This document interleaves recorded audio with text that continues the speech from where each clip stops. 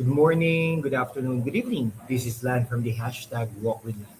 Mga kababayan, kapapasok lang ilang mga oras mula ngayon, no?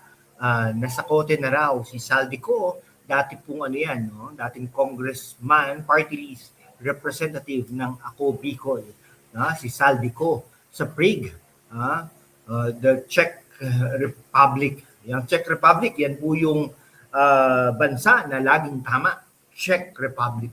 Personal na kinumpirma ni Pangulong Bongbong Marcos Jr. kahapon. Kasi ni-expect na po natin yan, mga ganyan. Lagi po talaga si Pangulong Bongbong Marcos ang nagbabalita ng mga positive news sa ating bansa. Kaya napagkakamalan din po siyang newscaster. Kahapon po yan in-announce ng ating Pangulo ng Pilipinas. Si dating Ako Bicol Party List Representative Elizalde Saldico, yung fugitive na naging sentro ng flood control corruption scandal, finally, nasa custody na ng Czech authorities. Pero wait lang ha, bakit parang may mas malaking kwento dito? Kasi habang lahat tayo naghihintay ng justice, ang revelasyon ni Senador Amy Marcos ay kumakalat na parang wildfire sa social media at mainstream media. Ano ba talaga ibig sabihin nito? Siya nga po pala, ako si Lan ng hashtag Walk with Lan at welcome sa isang matagal na, walang filter, fact-based na usapan para sa inyong mga kabataan na gustong maging informed voters at sa mga OFWs na nagbabayad ng tax dito sa Pilipinas kahit nasa abroad kayo. Intellectual, critical, at medyo may pang-asar na wit. Kasi ganun talaga ang politika natin, di ba? Huwag kayong aalis kasi sa susunod na ilang mga minuto, babaklasin natin ang timeline, ang papel ni Amy at bakit dapat kayo mag-alala. Hit like na kung excited kayo at comment Amy for truth kung naniniwala kayo sa accountability. Tara na. Mga Dre, balikan natin muna ang simula. Si Saldico ay dating Appropriations Committee Chair. Siya yung nagsabing may 100 billion pesos na anomalous flood control projects na inilagay sa budget. Nag-akusa siya ng kickbacks ng insertions ni Sandro Marcos at direct talk daw kay President Marcos. Tapos bigla siyang nag-resign, tumakas at naging fugitive. Warrant of arrest, noong ano pa yan noong November 2025. Pinasok ng PNP tracker teams, Interpol alerts at coordination sa Portugal, tapos Prague. Kahapon, April 16, 2026, confirmed na huli na si Saldico. Sabi ni BBM, coordinating na raw ang gobyerno para ibalik siya dito sa Pilipinas. Ang tanong dito ay bakit ngayon lang at bakit Prague? Witty take ko, parang pelikula. Ang fugitive na akala mo safe sa Europe, biglang nahuli habang iniisip niyang libre na siya.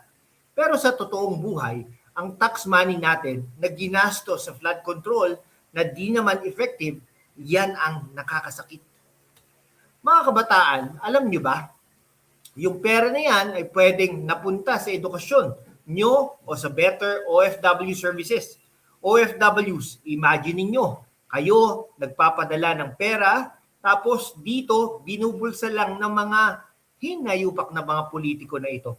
Critical tayo dito, pero fact-based. Lahat ng allegations nito ay nasa Senate records na. Dito na papasok ang star ng ating kwento. Walang iba kundi si Senador Amy Marcos. Hindi siya yung typical na politician na tahimik kapag family matter. Noong November 2025 nga, tinawag na niya si Saldico bilang VIP witness sa Blue Ribbon Committee hearing. Sinabi niyang dapat si Ko ang magbigay ng buong katotohanan. Tapos noong March 2026, si Amy mismo ang nag-file ng resolution para i-probe ang claims ng ex-Marines na sinasabi nilang bagmen ni Saldi. Why should there be any fear? Tanong niya. It is the Senate's duty. Yan ang revelasyon niya. Hindi ito chismis, kundi matapang na pagtawag ng accountability. Intellectual point natin ha. Sa isang pamilya na nasa poder, si Amy ang laging independent voice. Hindi siya natakot i-challenge ang sistema kahit family ties. Kumalat ang kanyang statements kasi totoo. Kung may korupsyon, lahat dapat sagutin. Walang sagrado. Witty aside, no? Habang ang iba nagdadrama sa social media, si Amy nagfa-file ng resolutions at nagdi-deep dives sa mga documents, class act na senador. Para sa inyo, mga kabataan, ito ang klase ng leadership na kailangan natin. Hindi blind loyalty, kundi critical thinking. OFWs, si Amy ang tipo na nakikita nyo na hindi niya kami nakakalimutan.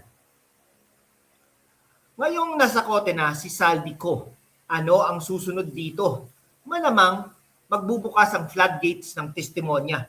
Si Amy bilang chair o key member ng probe, hindi po chairperson niya si Amy, kundi miyembro ng Senado, ay nasa tamang posisyon para siguraduhin na walang whitewash. Critical tayo dito. May mga nagsasabi na selective justice daw. Pero fact, si BBM mismo ang nag-announce ng arrest. Amy naman ang nagsimula ng pressure months ago pa.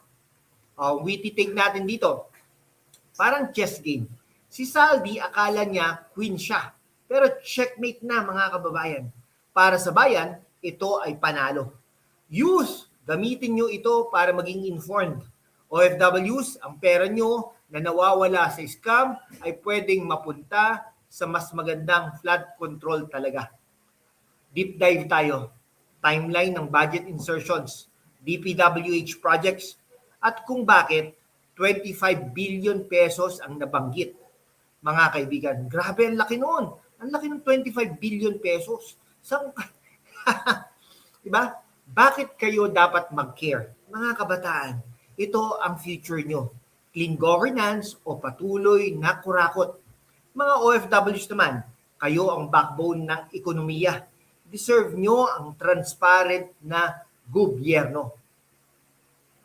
O quick break lang tayo mga kaibigan para sa inyo. Habang iniisip nyo yan, check nyo itong best finds ko via Shopee at Lazada affiliates. Itatag po natin yan. Una, wireless earbuds. Perfect para makinig ng ganitong analysis habang nasa site ka bilang OFW. Pangalawa, 20,000 mAh power bank. Never lowbat sa mahabang discussion. At yung phone stand holder para hands-free. Mga kaibigan, syempre pag hands-free, makakapag-concentrate ka sa panonood o pakikinig. Tuloy-tuloy tayo mga kaibigan. Okay, before we wrap up, mga kaibigan, talagang wala pong sa mundo pong kung ang saan ang kasinungalingan ay nangingibabaw, ang katotohanan ang unang sinisikil. Pero kasama kayo, magpapatuloy tayo sa laban, walang takot, walang kinikilingan, at laging handa para sa bayan. Sumali na sa aking YouTube channel membership sa #WalkWithLan at tulungan natin ang channel na maabot ang 100,000 subscribers. Ang inyong suporta ang susi sa kalayaan natin para ipagpatuloy ang pagbabalita ng katotohanan. Salamat at kita-kits sa laban. Final thoughts lang natin. Ang arrest ni Saldi ay hindi end, kundi ito ay simula lamang. Si Senador Amy Marcos ay patunay na may matapang pa ring nagsasabi ng katotohanan. Ano sa tingin ninyo mga kababayan? Comment down below, like, share, subscribe. See you sa susunod na laban. This is Lan from the #WalkWithLan. Signing off. Stay critical, stay informed. God bless the Philippines.